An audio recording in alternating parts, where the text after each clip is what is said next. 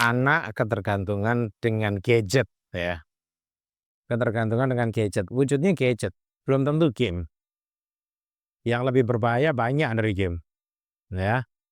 Aplikasi-aplikasi yang berbahaya, jauh lebih berbahaya daripada game itu banyak. Ya, kalau dikatakan bagaimana cara mengatasinya, itu selalu loh sebenarnya saya harus bilang anak kecanduan game atau kecanduan gadget, itu basic-nya adalah keegoisan dari orang tua. Basic dasarnya adalah keegoisan dari orang tua. Orang tuanya nggak mau repot kasih game. Orang tuanya nggak mau ngajak main kasih game. Orang tuanya pengen istirahat karena seharian kerja capek, kasih game atau kasih gadget. Ya, itu semua karena keegoisan dari orang tua. Nah, sekarang pertanyaannya cuma satu, kalau misalnya pengen sembuh ya kembali lagi orang tua mau tetap berada di zona egoisnya dia terus, atau mereka mau bertanggung jawab atas masa depan dari anak-anaknya. Itu aja. Karena anak yang kecanduan gadget itu pasti sudah banyak penelitiannya di masa depannya ya akan kurang secara mental, dan anak jadi kecanduan tentang gadget itu efek negatifnya banyak. Dari mulai matanya rusak, terus gangguan dari neurotransmitter itu banyak ya, misalnya orangnya jadi gampang stres, anaknya jadi antisosial, atau bahkan gangguan dari endorfin dari tubuhnya juga terjadi gitu. Anak itu adalah seperti kertas putih yang diberikan sama Tuhan kepada orang tua, dan orang tua itu yang gambar di kertas putihnya itu. Jadi jangan pernah menyalahkan kertas putih karena yang terus tampak kotor, yang ngotorin itu kan bolpennya. Kertas putih akan menjadi kertas putih terus kalau si orang tuanya itu menjaga dan memberikan arahan yang tepat. Sebagai orang tua bagaimana? Sudah banyak parenting yang bisa dilakukan.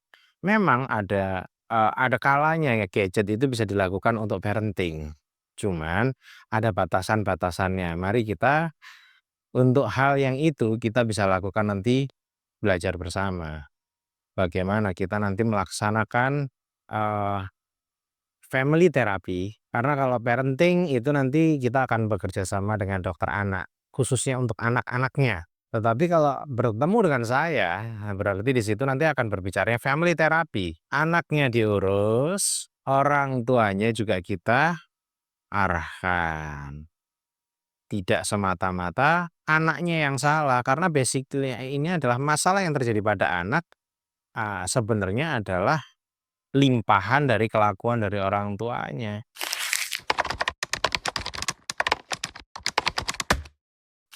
Oke, jadi kita akan membahas tentang ejakulasi dini ya.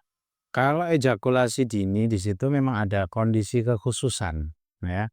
Kita harus benar-benar tahu ini, apakah masalahnya itu memang ada masalah di hormonal atau hanya masalah fungsional. Atau fungsional itu misalnya orang dengan yang stres berat. Misalnya ini orang yang banyak dapat tekanan masalah hutang. Nah, itu kan pasti ya mengalami gangguan stres berat. Nah, di situ terjadi gangguan fungsional ya.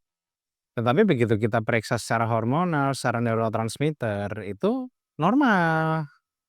Nah, kalau yang seperti itu, gangguannya sifatnya fungsional, bisa kita benahi. Bisa kita benahi. Teknikalnya banyak, tentunya teknikalnya banyak, nggak cuma 1, 2, 3, banyak teknikalnya, ya. Tetapi secara prinsip dengan hipnoterapi sudah sering saya lakukan, dan sampai saat ini cara paling efektif yang saya lakukan untuk pasien dengan ejakulasi dini, itu adalah kombinasi dari 3 hal, yaitu dengan hipnoterapi, tingkatkan olahraga, Dan yang ketiga adalah pola hidup diperbaiki dengan baik dan benar. Biasanya orang yang ejakulasi dini 80% tidurnya nggak bener. Hobinya itu begadang, ya, itu. Jadinya kalau yang seperti itu ya nanti tidurnya dibenerin. Benerinnya dengan apa? Dengan hipnoterapi lagi. Terus misalnya yang paling sering kedua adalah gangguan ejakulasi dini itu pada pasien dengan sakit gula. Karena itu sudah menjadi stigma dasar manusia, begitu dia sakit gula, wah langsung di dalam pikirannya, waduh, nggak bisa berdiri sudah. Begitu orang sudah mikir seperti itu ya pasti akan kejadian. Tapi kalau misalnya dia baru kena, umur masih muda, gula darahnya terkontrol dengan obat, terus kondisi hidupnya baik, ya otomatis itu akan bisa membaik. Tapi kalau memang pada usia yang sudah relatif tua, gula darahnya tidak terkontrol, ya kalau yang seperti itu ya kemungkinan bisa terjadi karena gangguan pembuluh darah, kan gitu. Ejakulasi itu normalnya itu sebenarnya adalah 5 sampai 7 menit ya, setelah penetrasi. Atau kalau misalnya ada beberapa literatur atau beberapa buku atau jurnal yang menyatakan 3 sampai 7 menit setelah penetrasi. Setelah penetrasi itu artinya apa? Jika ya sudah menikah ya, atau 18 plus yang sudah menikah khususnya ya, setelah mereka berhubungan badan, ya.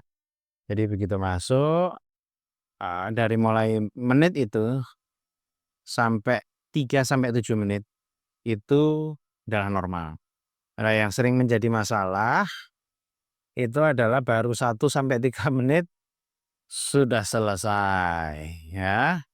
Itu akan menjadi masalah. Tetapi, jika semuanya itu tertata dengan baik 3 sampai 7 menit, si wanita dan si laki-laki pun sudah dalam kondisi yang berada di titik puncak, ya. Dan itu normal. Dan kalau lebih dari itu justru malah tertunda. Ya, bagi sebagian orang itu mengatakan, eee, kuat, tapi itu sebenarnya bisa jadi itu tidak sehat, gitu. Bisa jadi tidak sehat. Kenapa kok bisa dibilang tidak sehat? Karena begitu dia lebih dari itu, otomatis orang akan terus menggebu-gebu untuk melakukan berhubungan. Ya kalau diteruskan nanti kalau tidak hati-hati orang itu bisa serangan jantung atau ini karena kelelahan. Jadi yang di titik-titik yang cukup ajalah di 3 sampai 7 menit titik. Kalau dalam kondisi secara semuanya itu normal, resiko yang paling sering terjadi itu adalah serangan jantung justru. Makanya kan kadang-kadang kalau orang dengan persepsi yang salah, mereka terus akhirnya minum obat kuat supaya lama, yaitu pola pikirnya salah gitu kan. Padahal normal itu 3 sampai 7 menit gitu. Jadi kalau misalnya lebih dari itu justru pada banyak kan yang akhirnya meninggal setelah berhubungan badan. Karena serangan jantung, merasa terlalu lelah, kelelahan dan sebagainya. Saya Dr. Isa Akbar, spesialis penyakit dalam dan hipnoterapi. See you guys.